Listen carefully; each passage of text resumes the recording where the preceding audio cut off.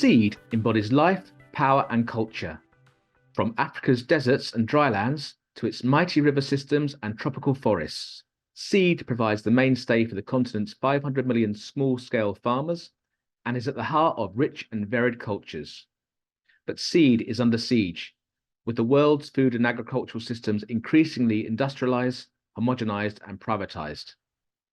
In this episode of the IDS Between the Lines podcast, IDS Research Fellow Dominic Glover interviews Rachel Wynberg about her new book, African Perspectives on Agroecology, Why Farmer-Led Seed and Knowledge Systems Matter.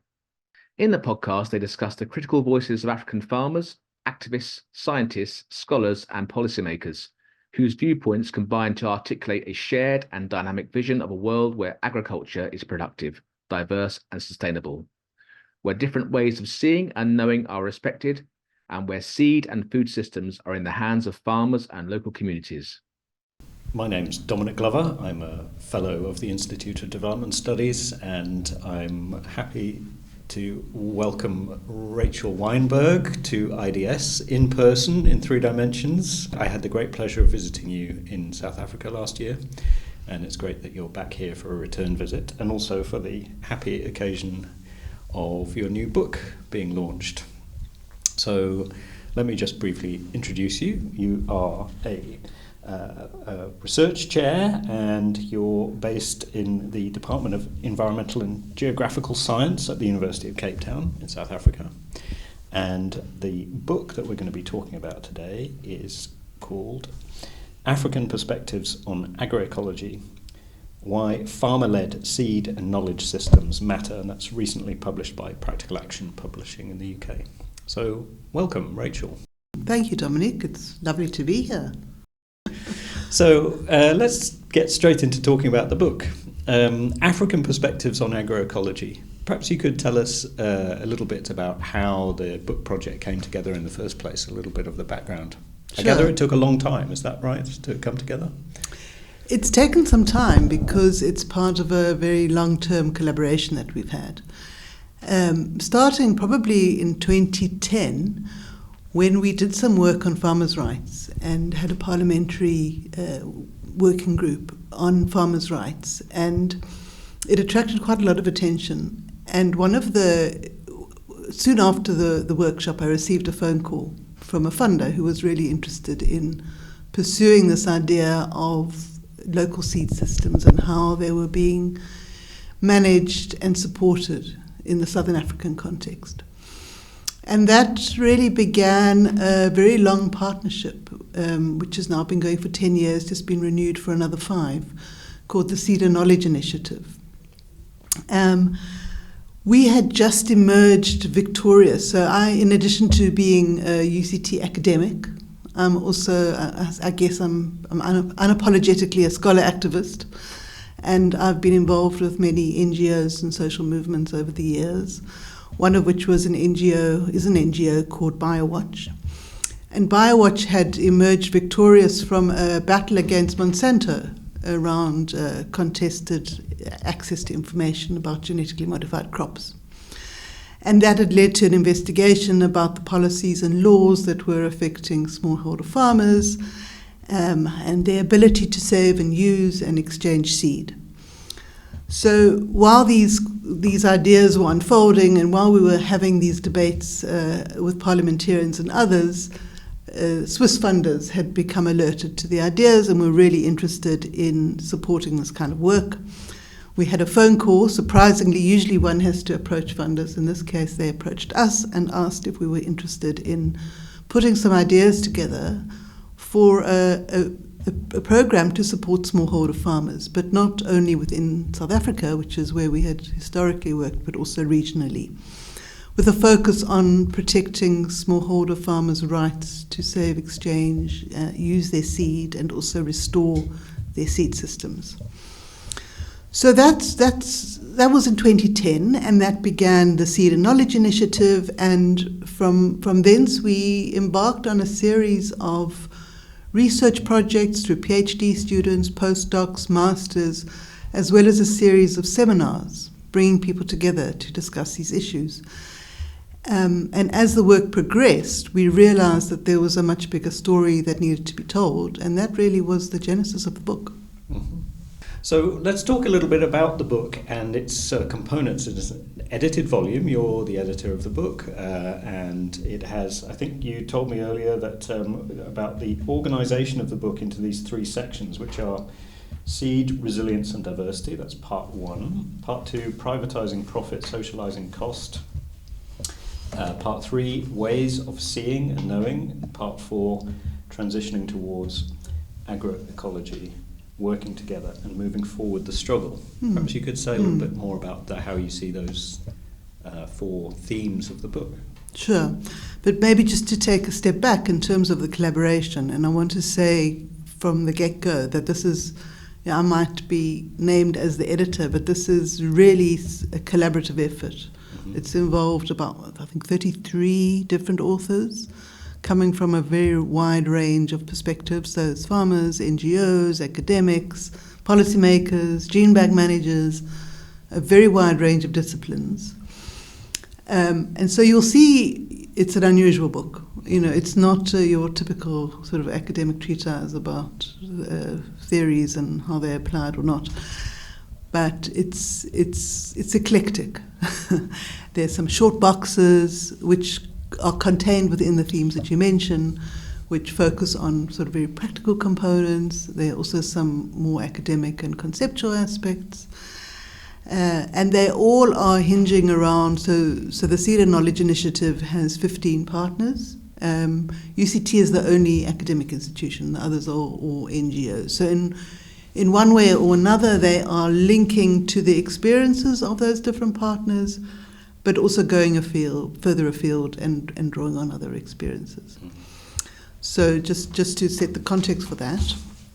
The four sections, would you like me to talk perhaps about the first one, which is really around seed resilience and diversity? I think it's almost the mother chapter because it's quite foundational. Let's talk about the mother chapter. Yeah. And this is so.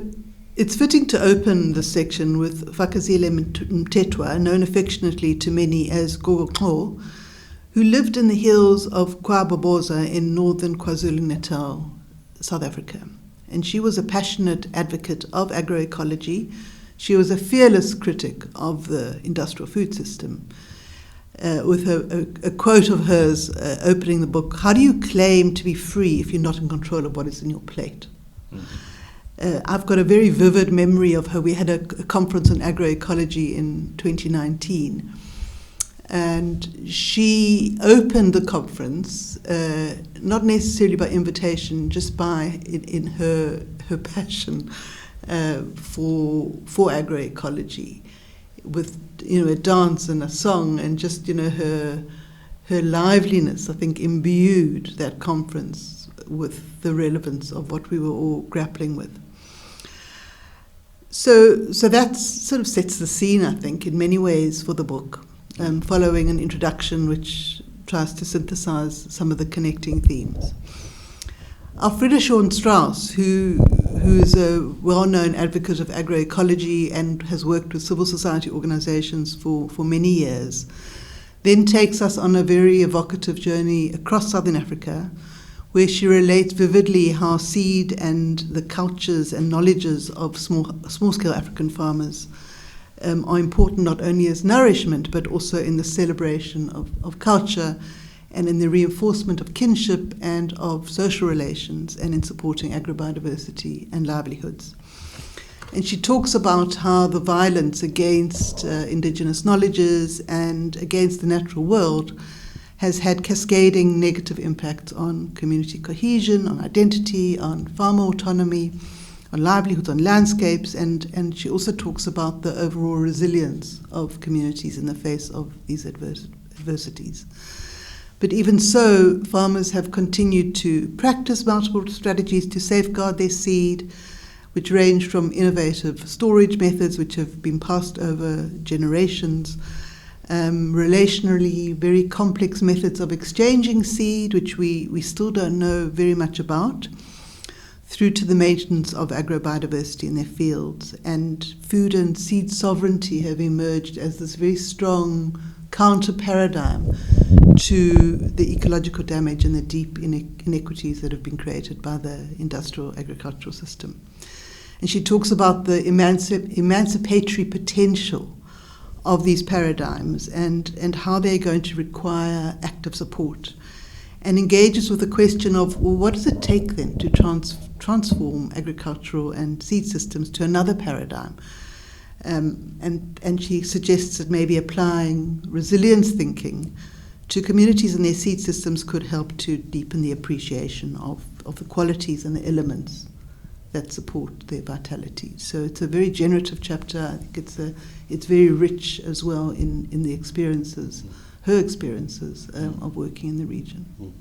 So in terms of the structure of the book, that first chapter, the way you've talked about it there, it maybe is more important as a foundation than the introduction itself. So that first chapter sets the scene for the entire book, including its own section and the other three sections. Is that? No, I think it's one part of this overall section on seed, diversity and resilience. And what the introduction does is weaves together the four themes, whereas this is focused on the first theme.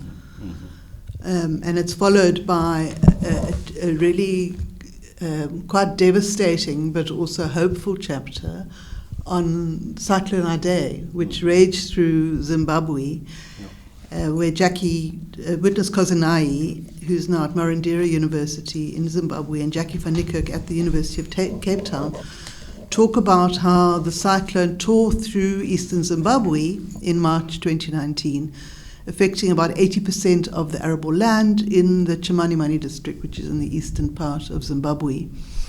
And they provide this fascinating account of how local people drew on their social networks as a part of the recovery process. They shared resources to rehabilitate damaged landscapes and infrastructure and to restore lost seed. And really interestingly and importantly, seed exchange and knowledge became even stronger post-Idai, post the cyclone, because households developed these solidarity networks and strategies to rely on each other rather than on government or on external agencies or the private sector, which had often delivered and still does often deliver inappropriate, expensive and untimely seed.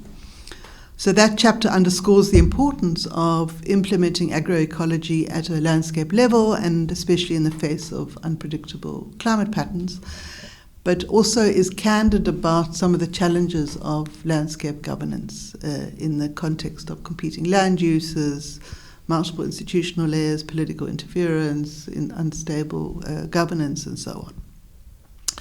So it's a really interesting perspective on sort of the shocks that communities have to endure through climate change and increased occurrence of cyclones and so on. Yeah.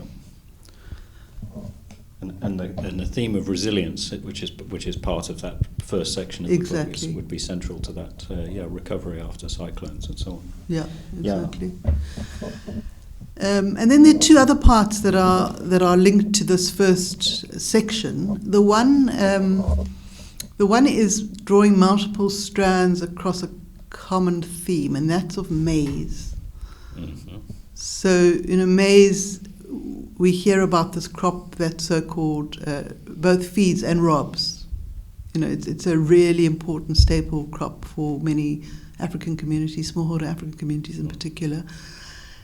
It's not an indigenous crop. It was brought over from the Americas about 400 years ago. But that's something that's really fascinating about maize in southern Africa, isn't it? That it's perceived as being a sort of almost as an indigenous crop. It's so important to the culture and to the landscape and to the food system, and yet it is actually an import from 400 years ago. That's a really interesting phenomenon, isn't it, from a sort of world historical point of view? Exactly. And it's got, you're familiar with James Scott's work where he talks about it as a commodity crop, but also this escape crop. Mm-hmm. So it's got these two lives. And you see that in farmers' fields as well. Often there's a field that's for commercial sale, but the household isn't really interested in eating it. It's the hybrid crops that don't taste very nice. and then there'll be a household garden with local varieties which are much tastier, more nutritious. Still maize, but typically not the improved varieties. It's more the ones that have been passed over generations. So just for the sake of listeners who might not be familiar with those concepts of commodity and escape crops, so commodity, I guess we could define more as being a crop that's produced for sale, not for home consumption. Its value is in the exchange value, in the market price that you can generate, whereas in Jim Scott's concept of the escape crop, it's something that supports a livelihood which is more independent and more oriented towards self-sufficiency and also to maintaining autonomy and maybe separation from government authorities and from dependence on markets. Is that more or less? Yeah, absolutely. Yeah. Thank you for that. Thanks for elaborating. And I mean, what's fascinating is that we've looked at case studies in Malawi, in Zambia, in Kenya, and the story of maize is remarkably similar across all these countries. Paul Hibbink, the late Paul Hibbink, and Richard Kiaka in one of the chapters talk about how maize was promoted as this driver of modernization to propel development and foreign investment, in this case in Kenya. But in Malawi, in Zambia, and elsewhere, the state has essentially sponsored multinational agrochemical and fertilizer companies and seed companies by introducing subsidy programs for synthetic fertilizer and hybrid maize seed. But I think what is quite astonishing, and it's something that I think we haven't adequately understood, is that despite this overwhelming policy support for the formal seed sector, many farmers are continuing to save their own seed. So in the face of this drive to commercialize and change local seed systems, there is still this very rich tradition of saving seed. So cases from in this book, cases from Kenya, I won't go into all of them because I think it would take up too much time, but rather just to point to some of the commonalities in Kenya, in Ghana, in Malawi. They're all pointing to how farmers are excluded and indigenous knowledges are excluded in the design of climate-smart agricultural solutions, where the existing market-based approaches and gender inequalities are simply exacerbated, and inequalities continue to be aggravated, existing class and gender inequalities. That we've just come from a seminar, which maybe you want to refer to, where we heard the same story. Very similar story. In India, so in a completely different context, but the same story. So they suggest that. So they conclude with this work that the ongoing transformation of local seed systems directly undermines seed sovereignty and contradicts sort of a more transformational agenda, which is based on agroecology and supporting local knowledge systems and local resource-based agriculture. Yeah.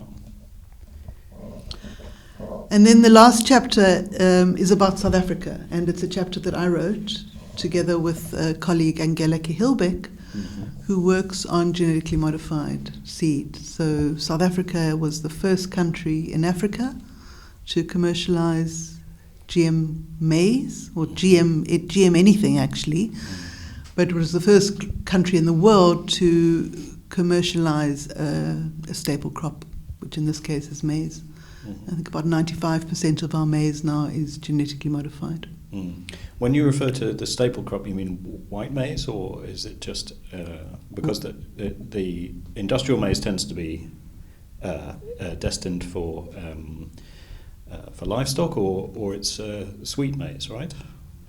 Have I got that right? Or yeah, both are genetically modified, but it's typically the white maize that is eaten as a staple. The white maize is eaten as a staple, and that was also genetically modified, which does make it in the sort of global picture of genetically modified crops that were commercialized in parts of the global south or in Africa, South Asia. That makes it stand out as an unusual example. Exactly. Because mostly the GM crops that were commercialized were cotton, and at least in those parts of the world, right? Yeah, exactly. So cotton was also introduced into South Africa and was adopted. by many small-scale farmers. It's largely been abandoned now by small-scale farmers who incurred terrific debt, and it wasn't a viable crop for them for various reasons. But what we do in this chapter is we look in particular at maize and issues around the contamination of maize.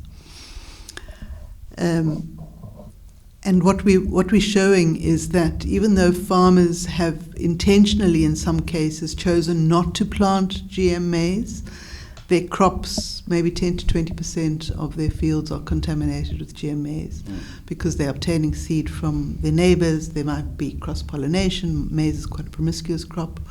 They might be feeding GM maize to their chickens. So in various ways, maize is infiltrating their local seed systems. This is quite well known in South Africa, in Mexico, and elsewhere. But I think what isn't as well known is the psychological trauma that certainly we encountered when we started to work with some of the smallholder farmers who are affiliated with BioWatch around their knowledge of their fields being contaminated, because Angelica was doing testing of their fields and revealing high levels of contamination. So Angelica is actually a molecular biologist. She is, She uses genetic testing technologies to explore these issues of gene flow between transgenic and indigenous varieties and so on. And she does a lot of work in Europe as well as in places like South Africa. Yeah. So that's the first section. There are also there's smaller think pieces that are scattered throughout about particular aspects of food and seed. There's a piece about the links between seed and food security. Does one necessarily need to lead to another? There's a piece about the role of gene banks written by the former manager of the Zimbabwean Gene Bank. There's a wonderful piece from the late Dr. Malakabu Werede, who was responsible for establishing the first African gene bank in Addis Ababa in Ethiopia, and is renowned for his contribution to the conservation of agricultural biodiversity and for helping to restore food security in Ethiopia after years of drought-induced famine. And he observes in a lovely quote that small-scale farmers are the original plant breeders, as they employed selective breeding to raise yield, improve quality, and promote diversity long before formal plant breeding became an established discipline. So we were very privileged to have him in one of our seminars, and we captured his contribution through an oral recording and then transcribed that for the purposes of the book. Oh, nice. Okay. Yeah. And the point that he was making evidently was something which I find really intriguing, because the agribusiness companies that have and others who've constantly tried to promote genetically modified crops have often argued that it's no different from the traditional practices of domestication and plant breeding that were practiced by farmers over many years. But if you look at it purely as being about molecular biology and the transfer of genetic material between organisms, then you can possibly subscribe to that argument. But actually, when you look at all the other aspects that go into the production of genetic diversity and crop varieties, absolutely everything about it is different, from the personnel to the skills employed to the locations where the work gets done, to the kinds of institutions that surround that, including intellectual property rights and the governance and regulation that surrounds it, and the sorts of the flows of capital and money that surround it, and issues of access and benefit sharing. So almost everything about it, the timescales of the transformation of crops and so on, and the nature of the ownership of the genetic resources. So practically everything about these two concepts is different. And yet industry players and others have tried to sort of argue that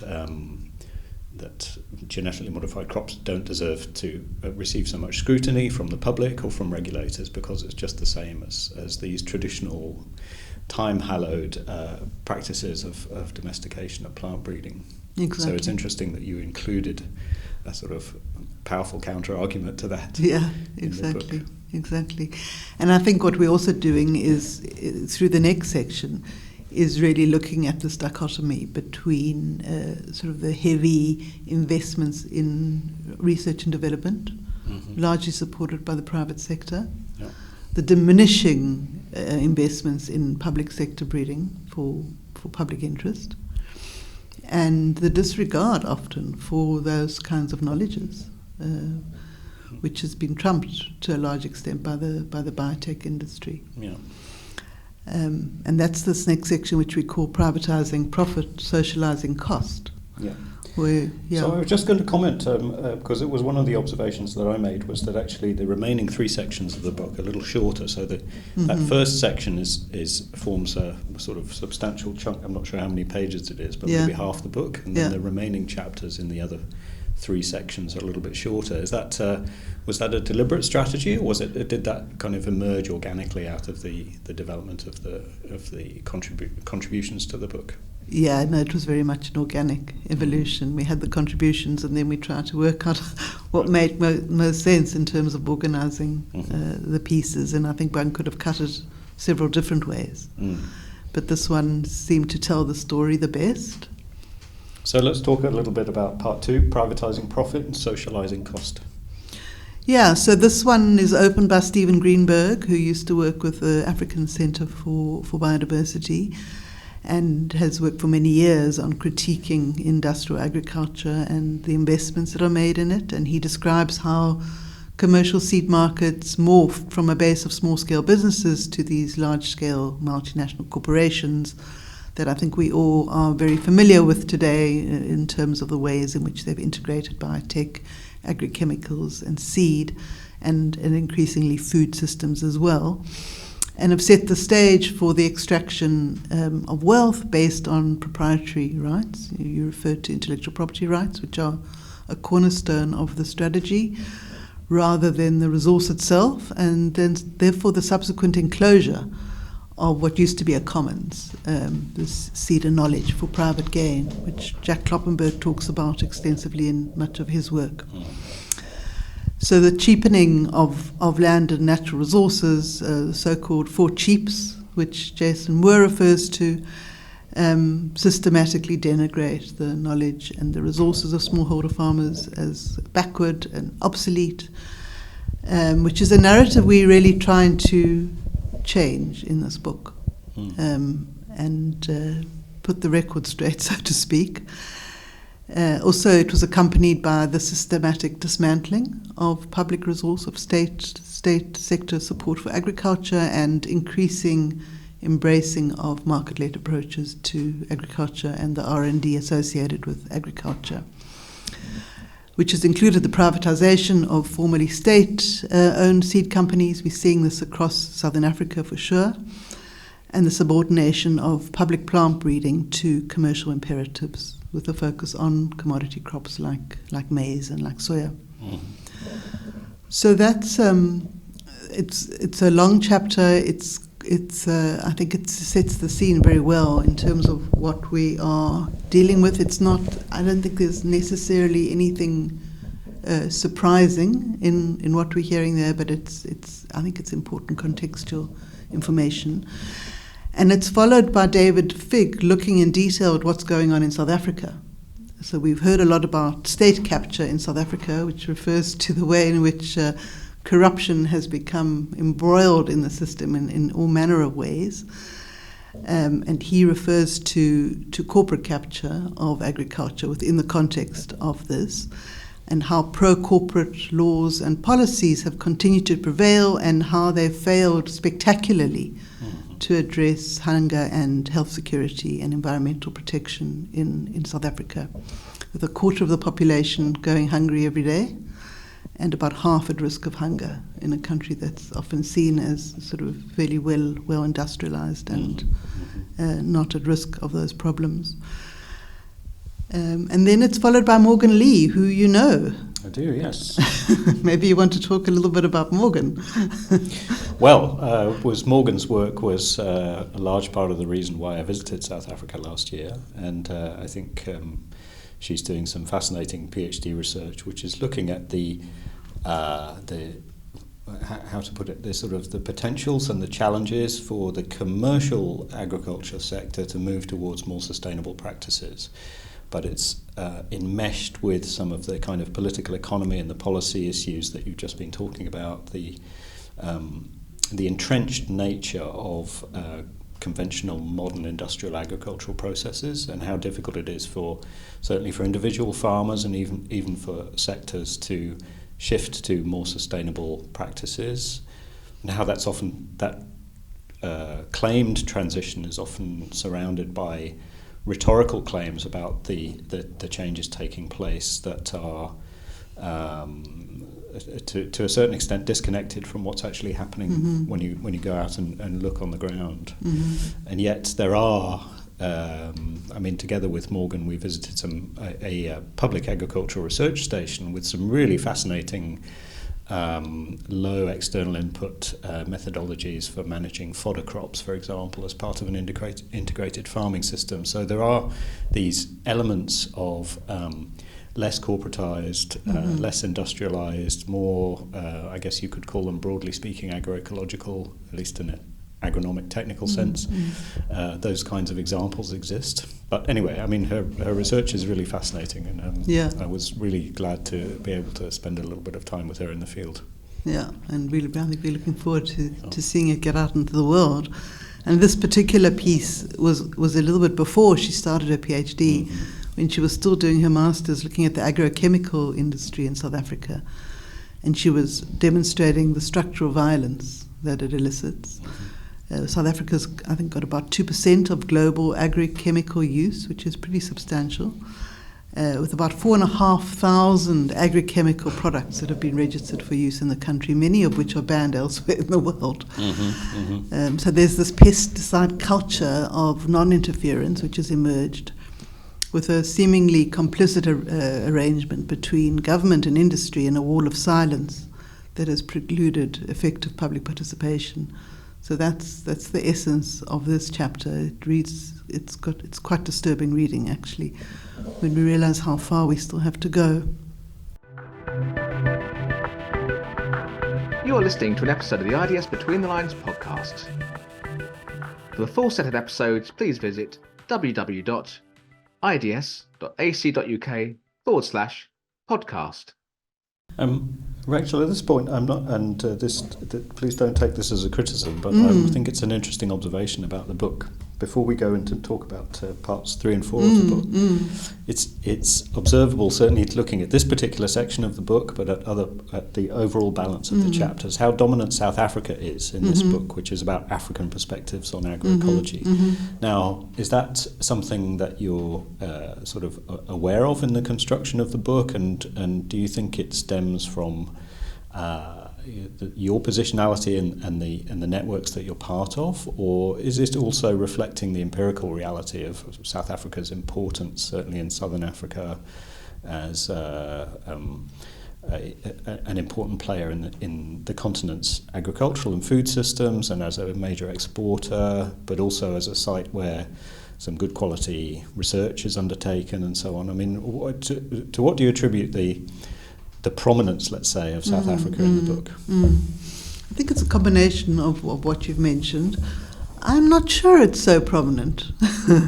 I think some of the chapters, maybe the ones I'm familiar with, I'm talking about more, but I think there are only 3 of the chapters in the book that are dealing directly with South Africa. But certainly I think its influence on the rest of the region is significant. I think there's some really important lessons that are emerging from South Africa.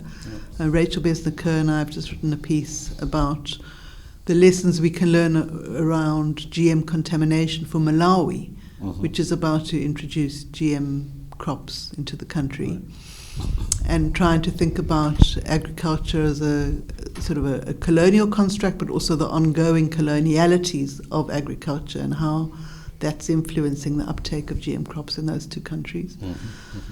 So I think that's just an example of how we can apply those learnings. But I'd like to think it's not South Africa-centric.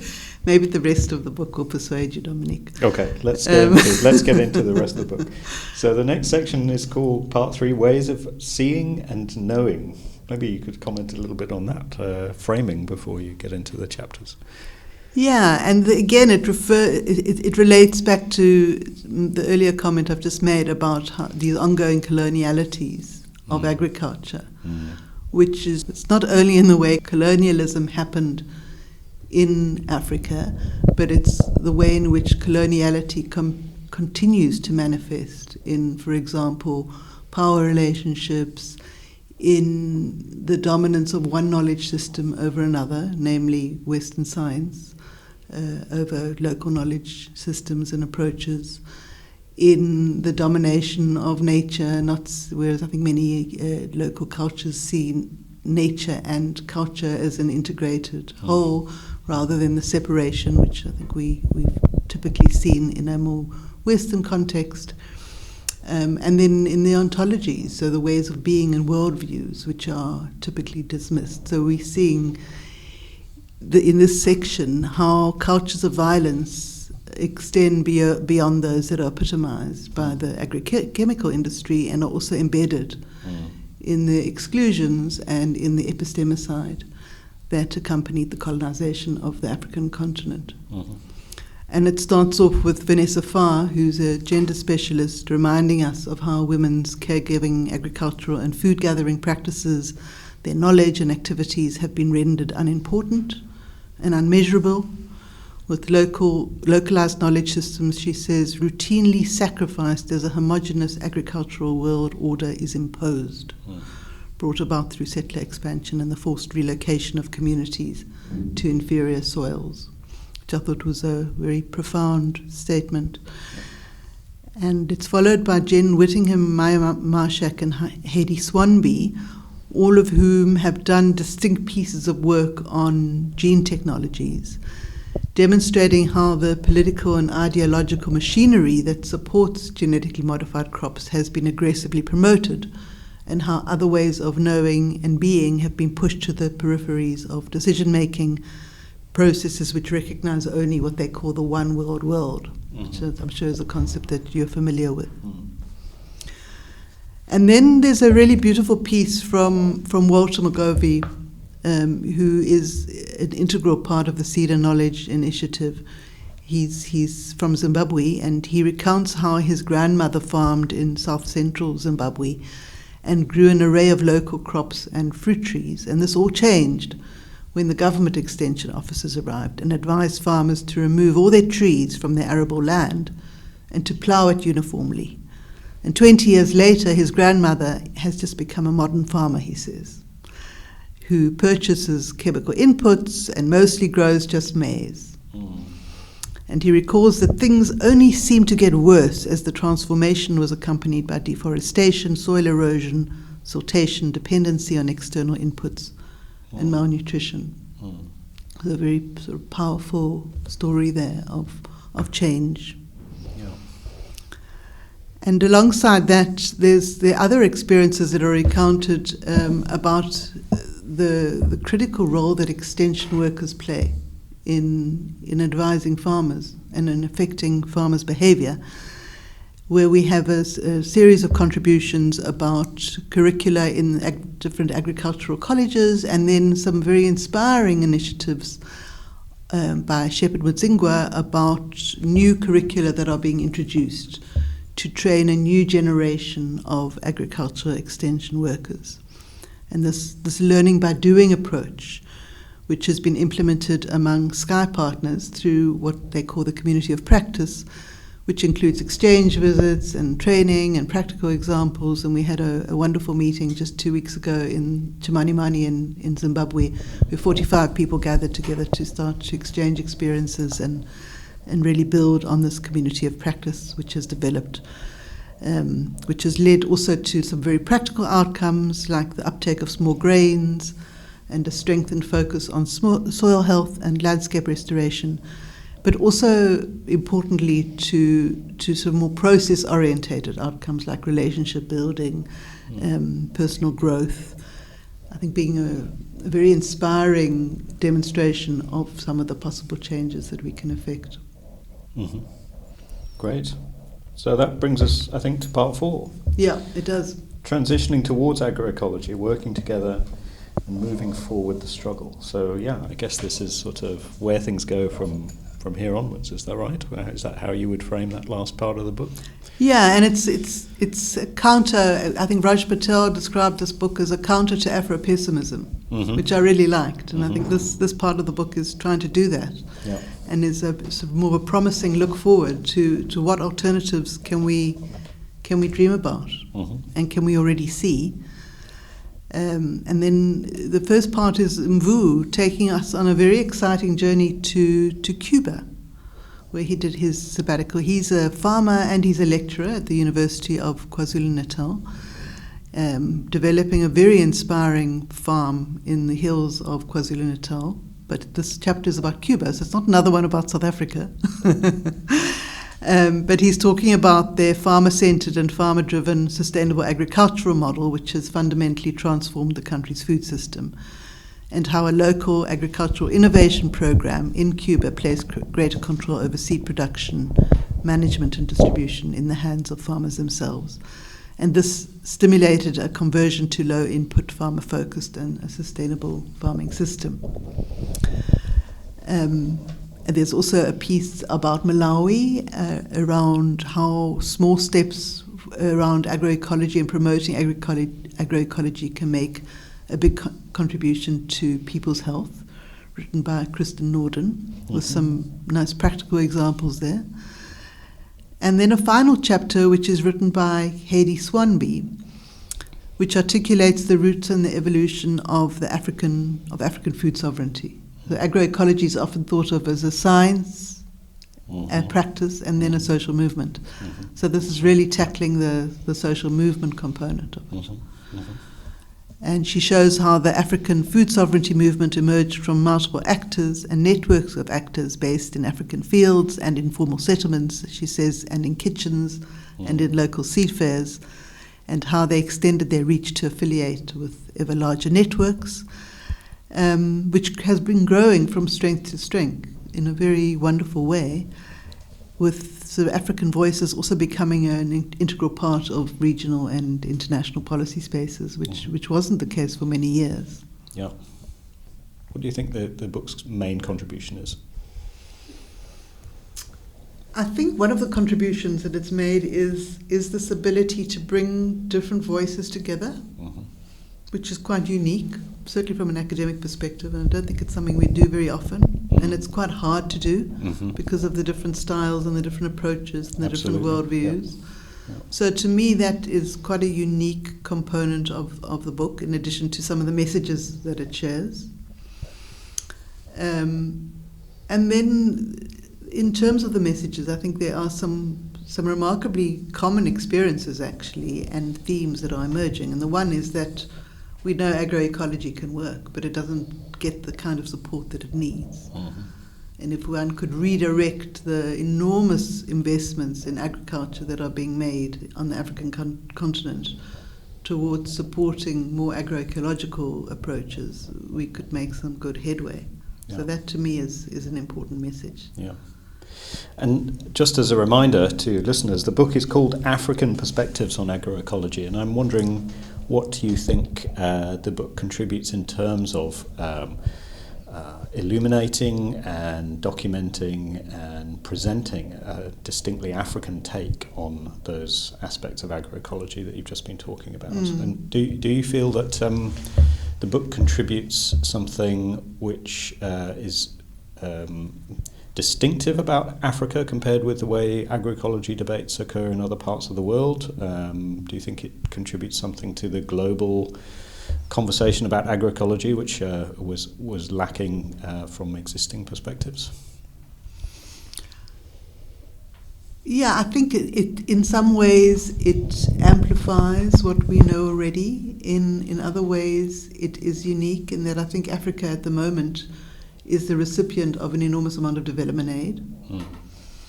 And we're seeing how that aid can be very inappropriately directed. So really important lessons there about philanthropy. I mean, Agra is a case in point, becoming an enormous influence on the African continent in terms of the kind of programs that governments are embarking on. We just did a piece of work on Agro showing that almost all of its decision-making is sitting in northern-based institutions, despite it saying that it's an African-led institution, very far from the truth. So I think really important questions there about philanthropy, the role of philanthropy, development aid, donor aid, imposing external agendas on farmers by answering the wrong questions with the wrong tools. Mm-hmm. So that perhaps it's not unique to Africa. I mean, we know that we encounter similar situations elsewhere in the global south. Mm. But I think in Africa it is particularly acute because of the high levels of poverty. Mm. I think another component is around the different ways of seeing and knowing and learning. Again, it's not necessarily unique to Africa, but I think African cultures are so remarkably diverse, and that tends to get ignored when one is promoting different forms of agricultural development. So thank you, Rachel, very much for coming to IDS and talking to us about this new book, and congratulations on the publication. Thank you, Dominic. It's been a pleasure, and thanks for hosting me. Thanks for listening. Please subscribe and share to help us spread the word. Do you have a feature that you'd like to appear in a future episode? Then get in touch on email at betweenthelines@ids.ac.uk.